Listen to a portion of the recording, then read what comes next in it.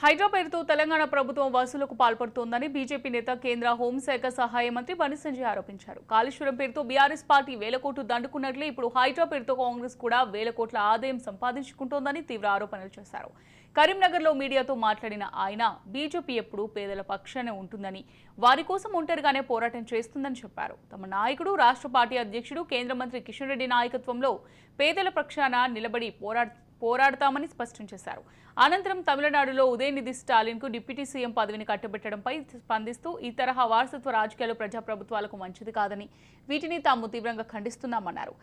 చివరికి కరీంనగర్లో విలీన గ్రామాల గురించి మాట్లాడుతూ గ్రామాలను విలీనం చేసే ముందు ప్రభుత్వం స్థానికుల అభిప్రాయం తీసుకోవాలని కోరారు.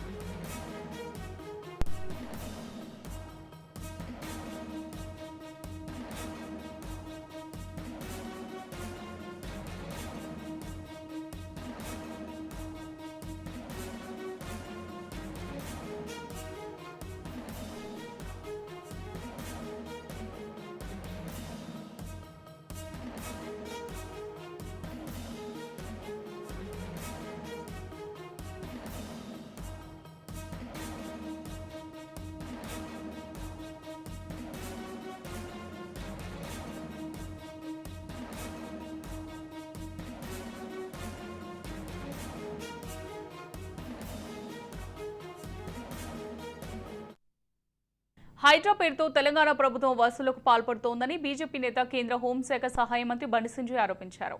కాళేశ్వరం పేరుతో బీఆర్ఎస్ పార్టీ వేల కోట్లు దండుకున్నట్లే ఇప్పుడు హైడ్రా పేరుతో కాంగ్రెస్ కూడా వేల కోట్ల ఆదాయం సంపాదించుకుంటుందని తీవ్ర ఆరోపణలు చేశారు.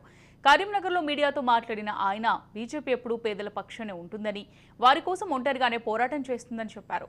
తమ నాయకుడు, రాష్ట్ర పార్టీ అధ్యక్షుడు, కేంద్ర మంత్రి కిషన్ రెడ్డి నాయకత్వంలో పేదల పక్షాన నిలబడి పోరాటం చేస్తామని స్పష్టం చేశారు. అనంతరం తమిళనాడులో ఉదయనిధి స్టాలిన్కు డిప్యూటీ సీఎం పదవిని కట్టిపెట్టడంపై స్పందిస్తూ ఈ తరహా వారసత్వ రాజకీయాలు ప్రజాప్రభుత్వాలకు మంచిది కాదని, వీటిని తాము తీవ్రంగా ఖండిస్తున్నామన్నారు. చివరిగా కరీంనగర్లో విలీన గ్రామాల గురించి మాట్లాడుతూ గ్రామాలను విలీనం చేసే ముందు ప్రభుత్వం స్థానికుల అభిప్రాయం తీసుకోవాలని కోరారు.